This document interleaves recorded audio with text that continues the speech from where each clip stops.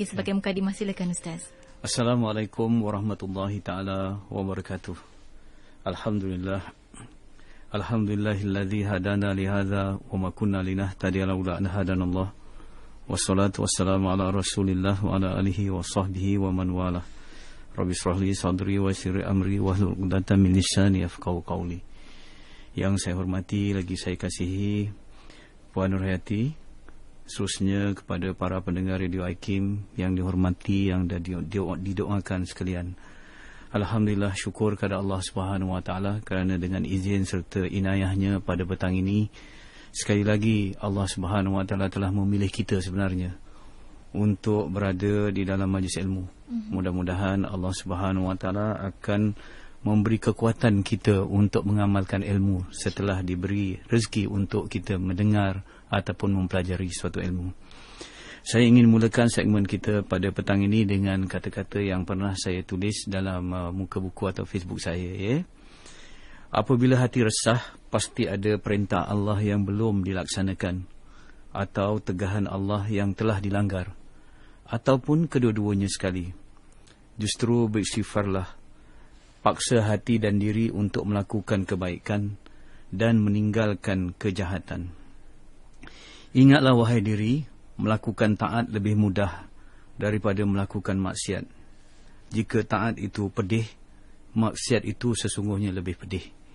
Jadi inilah yang saya jadikan mukadimah pada perbincangan kita pada petang ini dalam tajuk usah mengalah dalam mujahadah.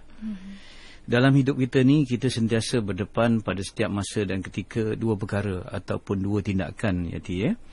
Apabila kita nak melakukan suatu perkara ataupun kita nak fikirkan suatu perkara, kita berdepan dengan dua pilihan. Satu, perkara yang perlu kita lakukan. Yang kedua, perkara yang suka kita lakukan. Ada dua. Satu perkara yang perlu, satu yang kita suka. Perkara yang perlu kita lakukan ialah perkara yang menyumbang kepada kebaikan dan perkembangan kita. Seperti kita melakukan aktiviti pembacaan, membaca, berusaha, bekerja, solat, amalan-amalan wajib dan sunat. Ini perkara-perkara yang perlu kita lakukan dalam hidup kita. Tetapi perkara yang perlu kita lakukan ini tidak disukai oleh hawa nafsu. Yang kedua ialah perkara-perkara yang kita suka lakukan. Perkara-perkara yang kita suka lakukan ini sebenarnya tidak ataupun kurang menyumbang kepada perkembangan dan kebaikan diri kita. Contohnya, orang kata lepak yang tidak bermanfaat, unnecessary relaxation. Kita nak relax saja. Itu sukalah, yang kita suka buat. Ataupun makan secara di luar kawalan, ataupun berbual panjang, mengumpat, mengata dan sebagainya. Ataupun hiburan yang keterlaluan. Jadi dalam Islam perkara ni haram, makruh atau lara. Perkara ni kita suka buat, kita tak perlu buat sebenarnya, tetapi kita suka buat kerana ia disukai oleh hawa nafsu kita. Jadi apakah hubungan antara perkara yang perlu kita buat dengan perkara yang kita suka buat? Apa hubungan antara dua ni? Perkara yang kita perlu buat dengan perkara yang kita suka buat. Perkara yang kita perlu buat dan suka buat ni saling bertindak berlawanan, bertentangan. Iaitu perkara yang perlu kita buat sebenarnya perkara yang kita tak suka buat.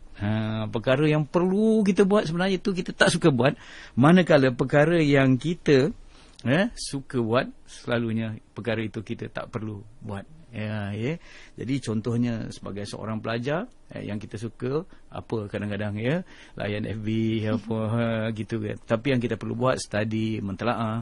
Macam kita kadang-kadang bila pagi waktu subuh saja kan, yang kita perlu buat kita bangun tangkas bingkas untuk bangun solat subuh. Yang kita suka buat terus tidur. Kita ni contohnya untuk menjaga kesihatan kita.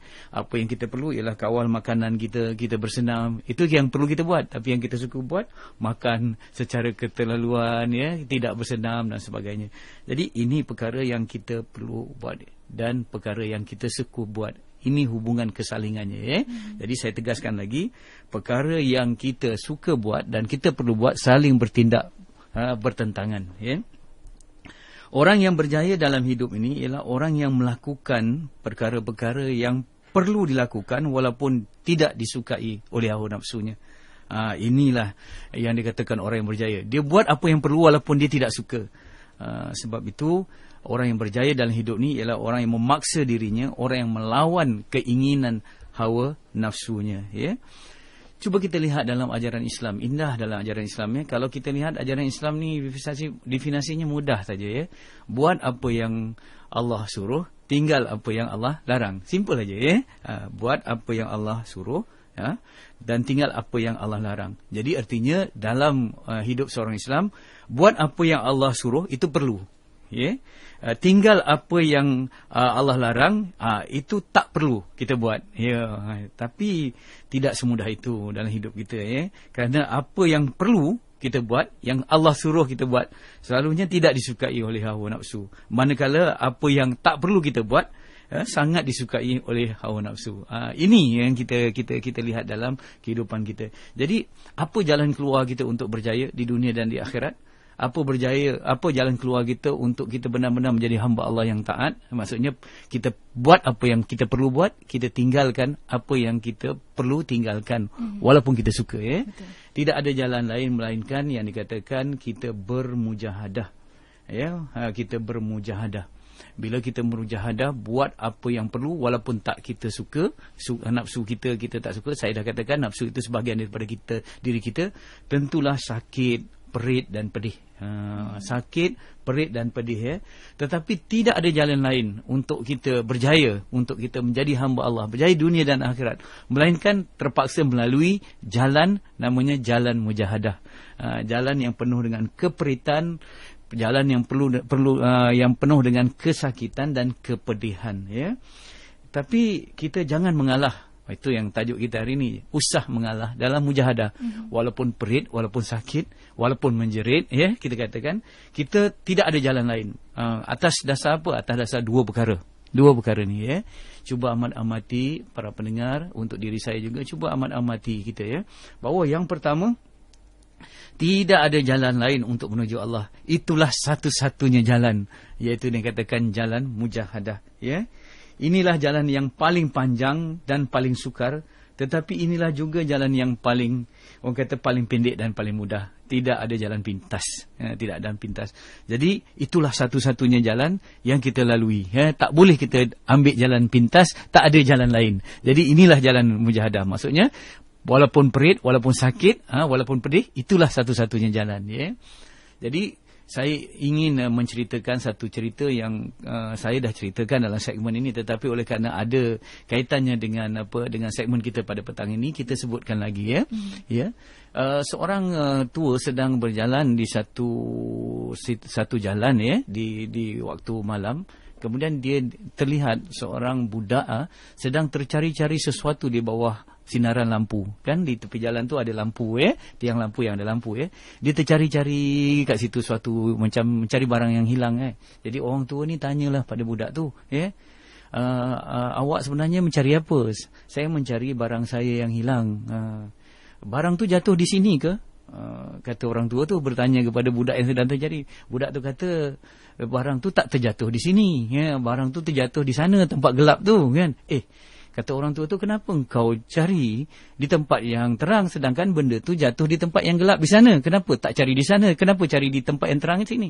Jadi budak tu senang je jawab. Dia kata, kerana di sini lebih terang. Ya, kerana di sini lebih terang, lebih mudah, sebagainya. Jadi walaupun cerita tu agak lucu dan kelihatan macam bodoh, ya, budak tu jatuh di tempat lain, tapi dia cari tempat lain kerana tempat lain tu lebih mudah, dia takkan berjumpa di situ. Tetapi ramai manusia, termasuk kita di dunia ini, ya, kita dah tahu jalan mujahadah ini hujungnya ialah syurga. Jalan mujahadah inilah jalan kita untuk jadi hamba Allah. Jalan yang susah, tetapi kita cuba mencari jalan yang lain, jalan yang mudah, walaupun kita tidak akan bertemu dengan keredaan Allah di jalan itu. Jadi saya ulang lagi, kata-kata ini, jalan mujahadah inilah jalan yang paling panjang dan sukar, tetapi inilah jalan yang paling pendek dan paling mudah. Tidak ada jalan pintas. Yang kedua, kenapa kita jangan mengalah di jalan mujahadah ni, usah mengalah dalam mujahadah? Yang kedua, untuk bermujahadah, untuk membuat kebaikan di jalan Allah, sesungguhnya sukar, pedih, ya. Tetapi untuk membuat kejahatan pun sukar juga, pedih juga, pedih juga, bukan mudah, ya. Jadi sebab itu lebih baik bersusah payah untuk jadi baik dan melakukan kebaikan daripada terpaksa bersusah payah juga tetapi untuk jadi jahat dan melakukan kejahatan. Ya. Jadi di situlah kita nampak kenapa kita bersusah-susah nak jadi baik tu lebih penting, lebih utama daripada bersusah-susah tetapi jadi jahat. Sebab bersusah-susah di jalan Allah, Allah bagi pahala. Allah akan bagi redha. Ya, maksudnya setiap kesusahan kita Allah nilai sebagai pahala, Allah tingkatkan darjat kita. Tetapi kalau kita bersusah-susah di jalan kejahatan, sudahlah rugi, di dunia dah susah, di akhirat lebih susah, Allah murka, Allah bagi dosa dan Allah na'udzubillah campakkan ke neraka. Contoh saya supaya nampak contoh untuk menutup aurat. Senang ke ya Yati? Ya, payah ya, setengah orang susah nak tutup aurat. Sebab apa? Mungkin dia diejek, mungkin dia dikata, kemudian kadang-kadang rimas sikit. Orang tak mudah saja tapi kita nak kena pakai, ambil masa kan, kita jaga dan sebagainya. Susah nak tutup aurat. Tetapi cuba kita fikirkan sejenak untuk dedah aurat pun sebenarnya susah.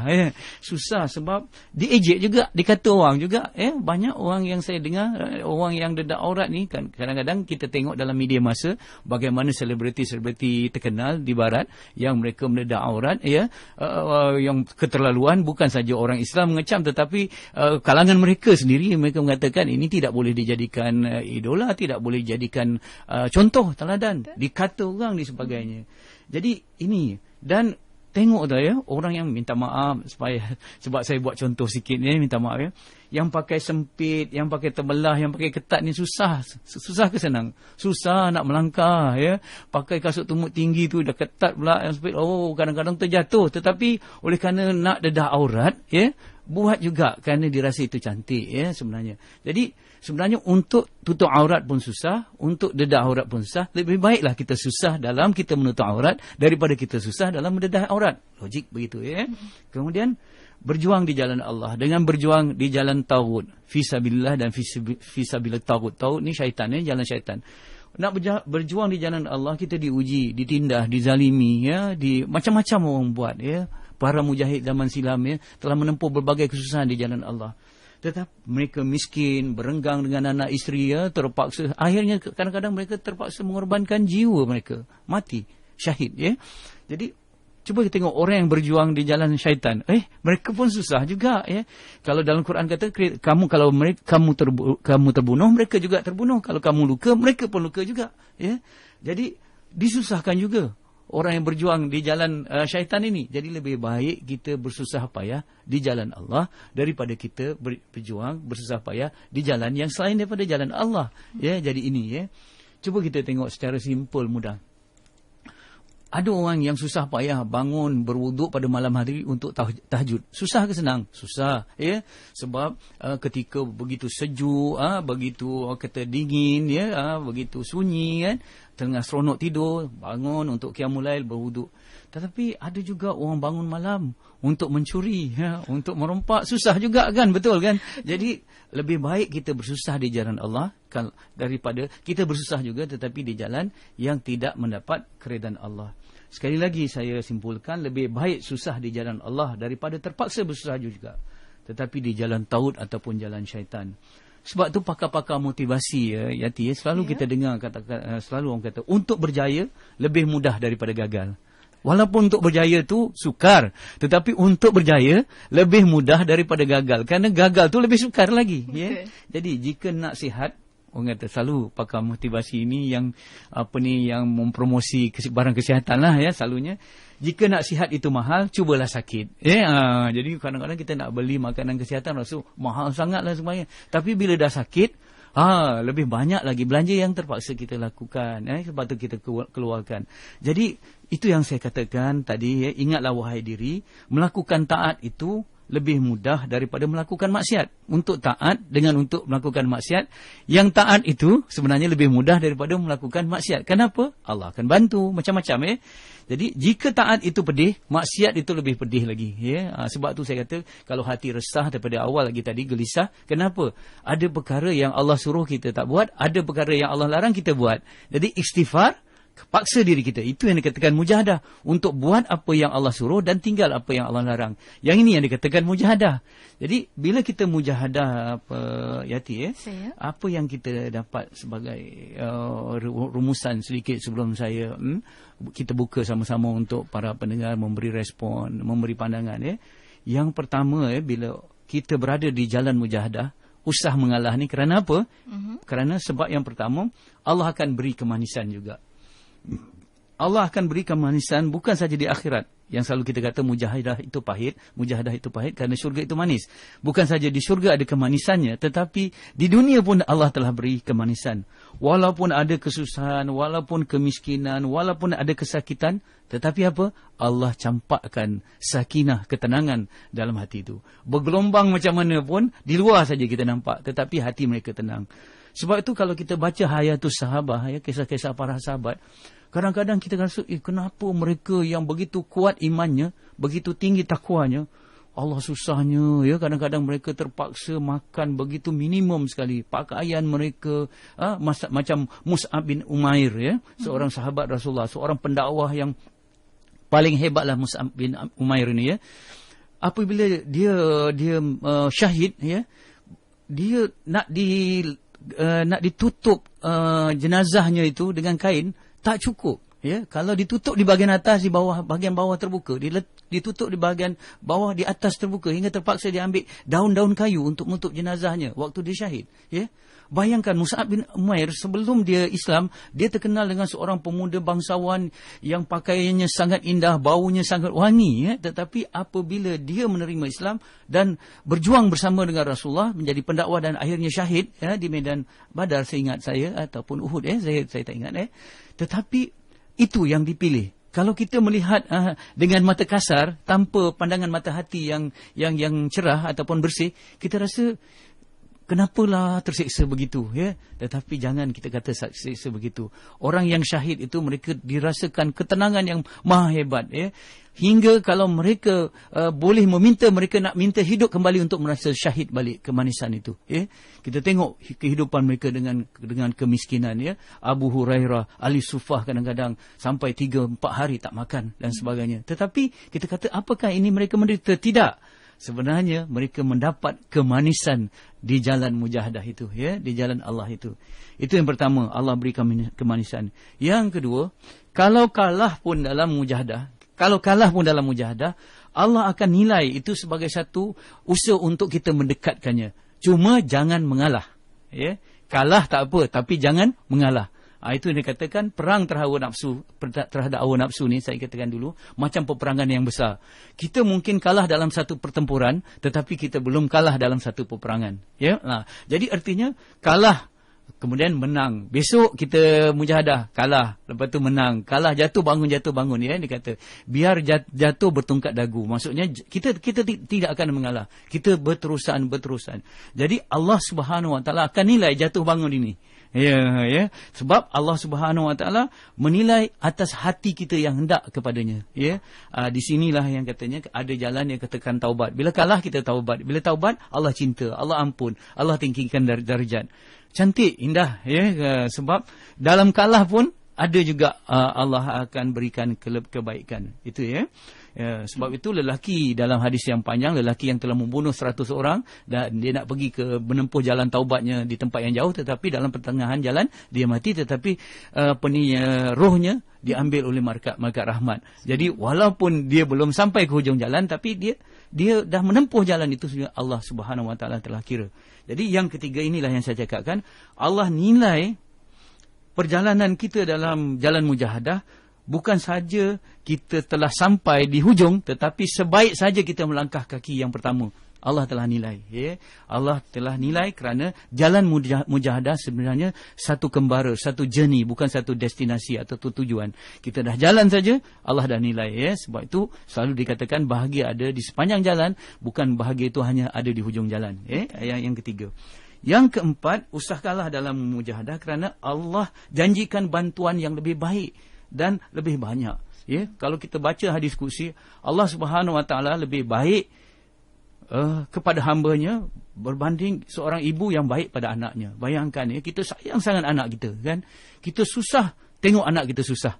Ya, kita nak bagi senang je anak kita, ya. Ini antara kegagalan kita mendidik anak. Kita susah untuk melihat anak kita susah. Sebab apa? Kita sayang sangat, kan. Tetapi sayangnya seorang ibu terhadap anak lebih sayang Allah terhadap hamba-Nya. Ya, bayangkan kalau kita sedang menuju padanya dengan susah payah ni, di jalan yang perit dan pedih tadi, di jalan mujahadah. Allah Subhanahu Wa Taala tidak akan sia-siakan perjalanan kita yang perit itu, ya. Dalam hadis kursi, Allah Subhanahu Wa Taala sampai berjanji, satu langkah kita menuju Allah, Allah datang kepada kita 1000 langkah. Jalan kita kepada Allah, berjalan kita, Allah datang kepada kita secara berlari.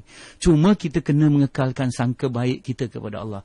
Jalan ni akan sampai, kita menempuh, Allah Subhanahu Wa Taala melihat, begitu je. Jangan putus asa, jangan kecewa, itu saja. Itu yang dikatakan jangan mengalah. Ya, kita tidak akan kalah. Dan yang akhir sekali, Allah janjikan syurga. Apabila kita mujahadah kesusahan-kesusahan kita yang perit dan sakit tadi di dunia, kan, katalah kita tak sampai lagi ke syurga, masih lagi di alam barzah, di alam kubur saja. Alam kubur itu dalam hadis mengatakan dia boleh jadi taman-taman syurga ataupun boleh jadi lubang daripada lubang neraka. Bayangannya, bayangkan kesusahan-kesusahan kita dalam mujahadah tadi, masuk je ke alam barzah, dibayangkan syurga tempat tu, hilang keperitan-keperitan kita yang mujahadah tadi. Hilang, tak rasa sedikit pun. Walaupun rasa segunung, tetapi bila masuk ke alam barzah dan lihat taman syurga tu, hilang. Tetapi katalah, senang kita hidup tadi. Kita buat apa yang kita suka buat, bukan yang kita perlu buat. Ya, yang kita laksanakan apa saja yang kita suka dalam hidup, okey, kita dapat segala-galanya. Kekayaan, nama, segala-galanya kita dapat. Seronok, suka. Tetapi bila masuk je ke dalam barzah, dibayangkan jurang-jurang daripada neraka, semua kesenangan itu semua hapus, tak ada rasa sedebu pun rasanya. Jadi kita cubalah bijakkan ataupun celikkan mata hati kita di jalan mujahadah ni kita lalui. Terimalah kesusahan yang sedikit dan sementara demi kesenangan yang lebih kekal dan lebih banyak dan lebih orang kata lebih baik lagi di hari akhirat nanti, insya-Allah. Insya-Allah. Itu sebagai mukadimah kita, mudah-mudahan ada kebaikannya, insya-Allah. Insya-Allah. Mudah-mudahan kita semua direzekikan dengan kebijaksanaan untuk bermujahadah, dan waktu ini kita akan sama-sama kongsikan juga dengan rakan-rakan pendengar untuk terus sama-sama berinteraksi bersama dengan yang bagi Ustaz waktu ini di talian kita di 0362051500. Di Facebook juga kami tinggalkan ruangan untuk anda hantarkan komentar anda. Di SMS juga boleh anda hantarkan komentar anda ataupun persoalan anda dengan menaikkan IKIM, jarakkan persoalan anda dan hantar ke 39111. Dan waktu ini kita ambil pemanggil pertama untuk sama-sama kita berkongsi di talian. Assalamualaikum, siapa di sana? Assalamualaikum. Waalaikumsalam warahmatullahi. Siapa tu? Saya Zaini di sini. Ya, Encik Zaini, silakan terus bercakap dengan Ustaz. Baik. Saya mulakan dengan Bismillahirrahmanirrahim. Allahumma salli ala Sayyidina Muhammad wa ala alihi Sayyidina Muhammad. Ustaz Parul yang saya hormati lagi saya muliakan. Soalan saya pada hari ini ada kaitan dengan ulasan Ustaz tentang the law of compensation pada awal Syawal yang lalu, yang saya hubung kaitkan dengan mujahadah dalam kehidupan kita sehari-hari. Silakan. Terima kasih Ustaz. Begini ya, kita tengok ramai orang-orang ternama yang bukan Islam, seperti yang pernah Ustaz katakan, Mahatma Gandhi, Mother Teresa, Dalai Lama, yang mana orang ni akhlaknya begitu mulia, dan mereka mujahadah hidup mereka sehari-hari sepanjang hidup mereka untuk membetulkan kerosakan akhlak manusia. Tetapi mereka ni tidak Islam dan tempat mereka di neraka Jahanam. Jadi saya nak tanyakan tentang hubung kait dengan the rule of compensation itu tadi. Dan bagaimana pula orang-orang yang membunuh orang-orang awam, melakukan 1001 macam kegagalan, maaf cakap, seperti apa yang berlaku di Selatan Asia ataupun di Timur Tengah, membunuh orang awam tetapi atas dasar menggunakan label Islam. Tetapi mereka ini dikatakan bakal mendapat syurga. Jadi saya mohon penjelasan daripada Ustaz yang amat saya hormati. Terima kasih atas soalan. Assalamualaikum. Dan kita ambil satu lagi memanggil. Waktu ini kita raikan rakan pendengar kita di talian. Assalamualaikum, siapa di sana? Assalamualaikum. Assalamualaikum. Hello. Ya, siapa tu? Radio Hakim ya? Ya, siapa di sana? Saya Nur Azlun. Ya, silakan terus cakap dengan Ustaz. Hello. Hello. Ya. Hello. Ya. Ustaz ya? Silakan. Saya nak buat pertanyaan. Bagaimana saya dah banyak diuji. Okey, tetapi lepas tu lama-lama bila saya diuji, saya berjaya mengatasi ujian tu. Alhamdulillah. Kemudian datang lagi satu ujian. Okey. Saya rasa macam putus asa. Saya rasa macam Tuhan dah tak sayang kat saya. Yeah. Bila macam mana saya nak rasa balik Tuhan tu sayang kat saya dan saya boleh tempuh kesusahan saya, ujian-ujian saya tu. Ya. Berusaha ke saya kalau saya bertaubat macam mana. Macam tapi itulah saya nak tanya tentang soalan tu lah. Ya, terima kasih Puan Nur Azlun. Assalamualaikum. Salam. Itu dia Ustaz. Bagaimana kalau ujian datang bertali arus ni ya? Silakan Ustaz. Pertamanya saya ingin respon pada soalan kedua lah ya. Dulu minta maaf lah pada Encik Zaini ya. Bukan saya keduakan artinya tak utama kan. Kita lihat ya. Jadi sebenarnya hidup memang untuk diuji. Itu kena terima kenyataan itu. Jadi apabila kita diuji dalam hidup, itu artinya kita masih hidup. Ya. Tetapi kalau kita sudah tidak diuji, artinya kita tidak hidup lagi. Kan? Jadi itu pertama. Jadi ujian dalam hidup ni ditempuh oleh orang kafir dan juga orang yang Islam. Orang percaya kepada Allah dan orang yang tak percaya. Dua-dua diuji. Sebab itu Alhamdulillah kita menjadi orang Islam. Ya, sebab apabila kita diuji dalam Islam, Allah Subhanahu Wa Taala ada maksudnya yang baik dalam ujian. Jadi apabila Allah Subhanahu Wa Taala menguji kita ya, sekurang-kurangnya 3 perkara ni yang positif yang akan berlaku pada kita. Yang pertama, kalau kita sedang berdosa, ya, Allah Subhanahu Wa Taala datangkan ujian itu adalah untuk mengampunkan dosa kita. Itu satu. Yang kedua, kalau kita sedang taat, ya, nak pergi semayang kena, ya, itu artinya Allah nak bagi pahala untuk kita.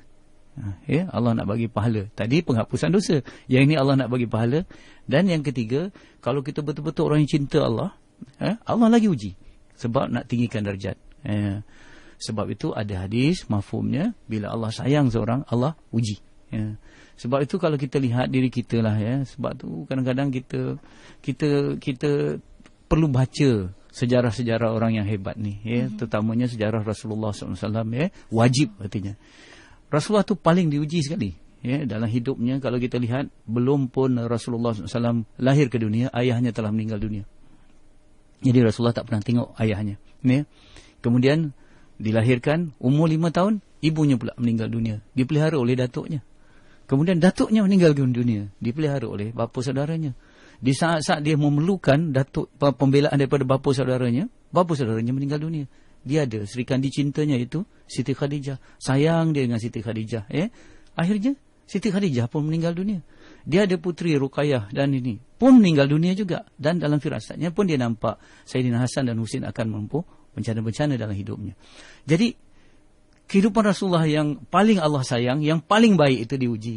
Jadi kita ukur dengan diri kita ni taklah sebaik Rasulullah ya, tak semulia Rasulullah. Jadi kita memang layak diuji. Itu yang pertama ya. Kita hamba layak diuji. Ya, itu. Sebab itu bila kita diuji, kalimat istirja tu kita ucapkan, bukan ucapan lidah saja, tetapi nak lahirkan dalam hati ya, nak lahirkan rasa ni dalam hati. Kita kata innalillahi wa inna ilaihi rajiun. Itu istirja ya. Apa artinya? Kami ini milik Allah. Milik Allah, iaitu bila kita kata kita ni milik Allah, kita hamba Allah, kita layak diuji. Apabila kita layak diuji, kita layak juga diuji berkali-kali. Itu ya, jangan ujian sekali ya, berkali-kali. Tetapi maha suci Allah ya, yang kita katakan tadi, Allah lebih sayang hambanya daripada seorang ibu sayangkan anaknya ya. Allah tidak akan uji lebih daripada kemampuan kita untuk menghadapinya. Itu yang Allah Subhanahu Wa Taala tegaskan, la yukallifullahu nafsan illa wus'aha ya. Allah tidak akan bebankan kita lebih daripada apa yang kita mampu menanggungnya ya. Cuma dalam hidup kita Yati ya, kenapa kadang-kadang kita rasa bila diuji macam tak mampu saja. Berlawanan apa yang kita rasa dengan apa yang ditegaskan oleh Allah dalam Al-Quran. Bila kena ujian kita rasa macam tadi ya, datang bertalu-talu sekarang ni macam Allah tak sayang kita, terasa macam tu. Saya tidak salahkan sahabat kita yang bertanya tadi ya. Ini rasa kita semua kadang-kadang. Cuma sama ada kita luahkan atau tak luahkan saja ya. Jadi kita rasa Allah sayang pada kita, tidak sebenarnya. Allah tak sayang pada kita, tidak. Allah tetap sayang pada kita. Sebab tu Allah uji. Contoh ya, kalau kita lihat dalam kehidupan ini ya, kita ada peningkatan di sisi Allah yang kita nak. Dia kata jalan mujahadah tadi ya. Jadi anak kita contoh ya, anak kita mula-mula dia terbaring sebagai bayi. Kemudian dia akan boleh balik-balik kemudian dia mengesut kemudian dia merangkak, kemudian dia berjalan jatuh kan, kemudian dia berjalan-jalan, kemudian belajar berlari, kemudian dia belajar melompat. Dalam proses dia menempuh perkembangan itu, dia diuji kan. Ada kalanya bila dia balik-balik tu terbalik menangis dia, kita datang ibu bagi betul balik kadang-kadang dalam jalan jatuh dia luka, kadang-kadang kadang-kadang dia melompat luka. Tetapi itu proses pembelajaran yang mana proses itu bila dia ditempuh, dia makin meningkat.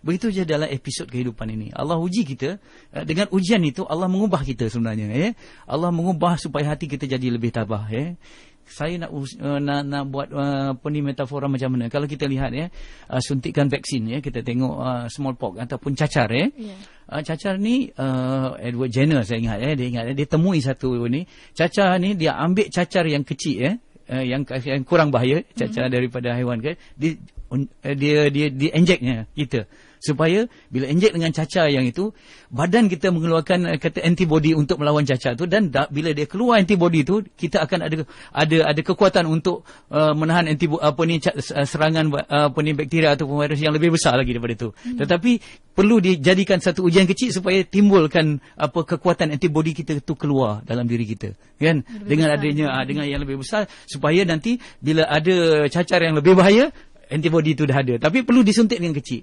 Jadi ini dalam perubatan. Maafkan saya para doktor yang dengar tolong betulkan saya. Tapi inilah yang saya belajar dulu masa sekolah rendah bila kita kata Edward Jenner dia keluarkan smallpox, dia macam itulah yang saya kata. Jadi dalam hidup ni begitu juga. Allah datangkan ujian kepada kita untuk kita keluarkan kekuatan dalam diri kita, untuk menguji keimanan kita. Bila kuat, Allah meningkatkan, Allah tingkatkan.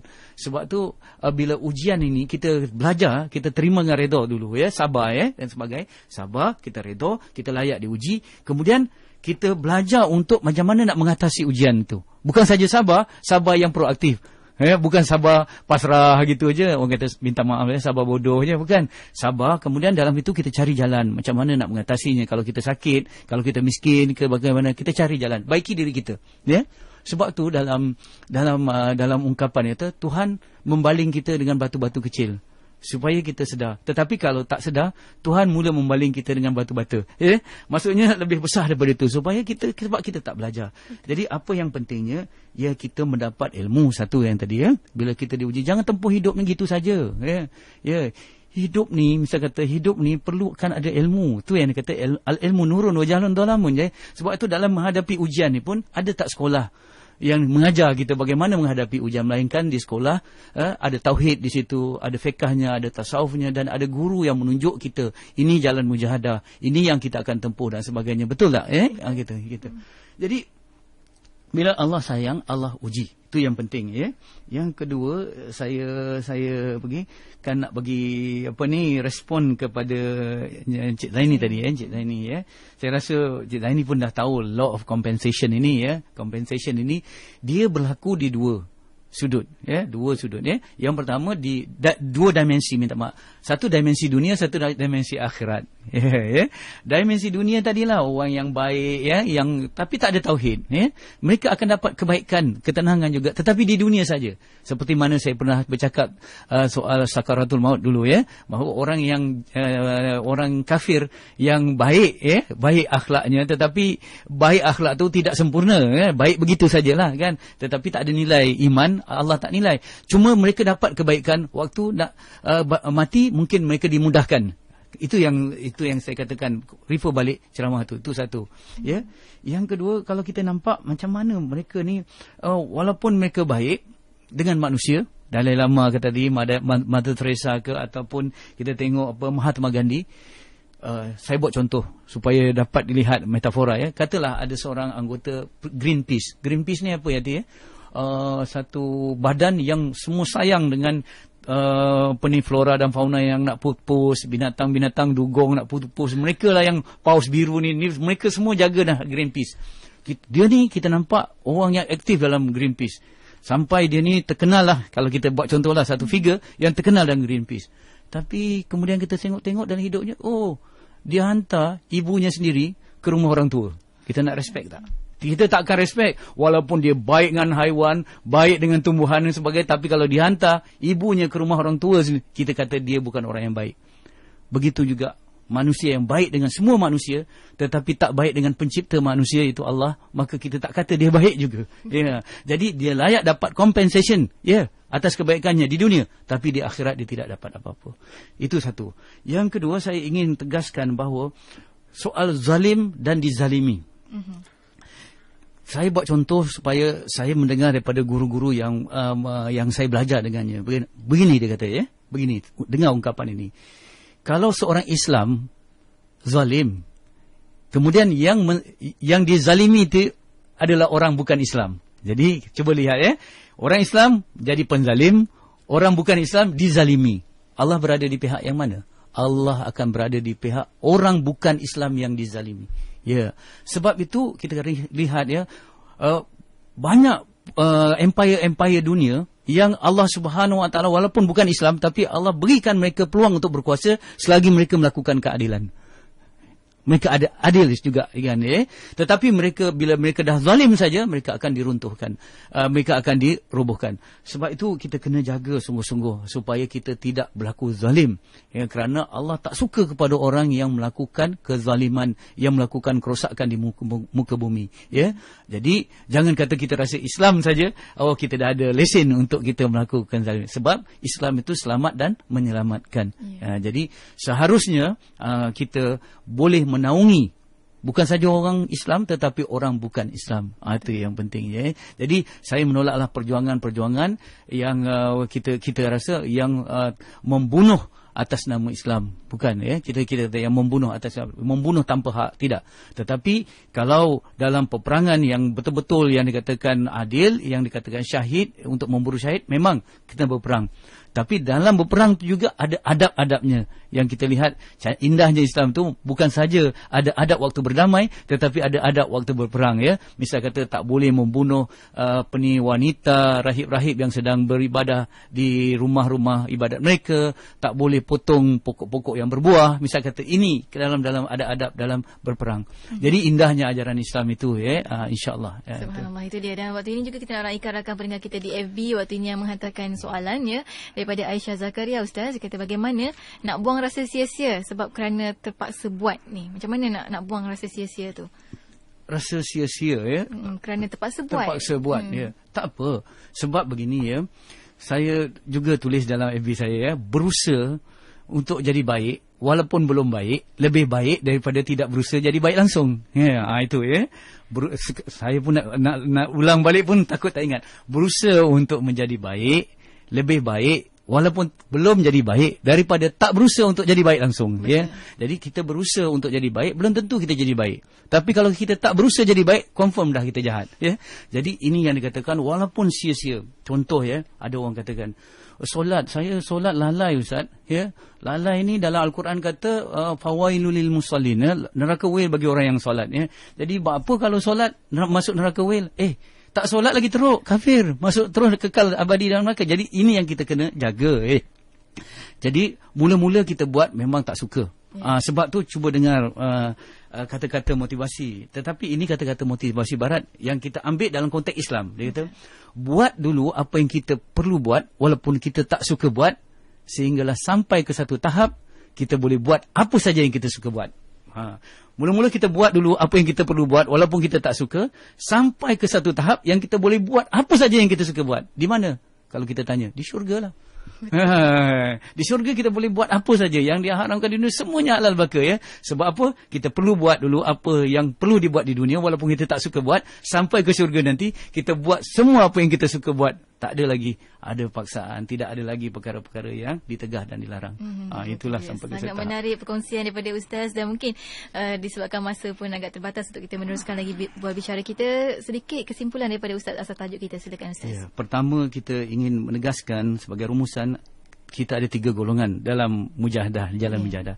Satu, orang yang menyerah. Awal-awal lagi dah menyerah. Orang kata belum bertolak sudah pulang, ya. Belum lagi pergi, ya, dah balik dah. Tak boleh lagi lah saya dah. Ini awal-awal lagi, kita jangan mengalah, ya. Jangan mengalah sebelum kita berjuang, ya. Kita kena berjuang. Itu yang mengalah yang pertama. Yang kedua, orang yang sedang berperang. Kalah menang itu orang yang sedang bermujahadah. Orang yang bermujahadah ni lah yang kita kebanyakan ramai orang kita yang kata kalah tetapi tidak mengalah. Mungkin kita kalah dalam satu pertempuran tapi kita belum kalah dalam satu peperangan, ya. Ya, ini yang dikatakan perang melawan hawa nafsu, tidak pernah ada gencatan senjata. Syaitan adalah musuh yang tidak pernah tidur, nafsu adalah dalam diri kita yang sentiasa mengajak kepada kejahatan. Jadi hidup kita sentiasa berjuang. Ini golongan yang kedua. Dan yang ketiga, golongan yang telah menang, ya, dalam peperangan melawan hawa nafsu. Ini adalah pemimpin kita. Ini orang yang tahu selok-belok nafsu. Jalan-jalan mujahadah ni kan, macam mereka ni dah tahu dah lekok-lekoknya, jurang-jurangnya mana nak sini, ya. Sekarang ni kata contohlah di jalan biasa ni kita ada GPS, GPRS ke, ya. GPRS sendiri pun kadang-kadang sesat juga kan. Yang kedua, kadang-kadang orang tunjuk kelok sini, pergi tak jumpa juga. Apatah lagi dalam jalan mujahadah menuju Allah ini, lagi banyak likunya dan sebagainya. Perlu kepada pemimpin yang bukan saja menjadi petunjuk, yang bagi petunjuk, tetapi bagi pembimbing dalam hidup kita, insya-Allah. Itu dia. Mudah-mudahan kita sentiasa berdoa kepada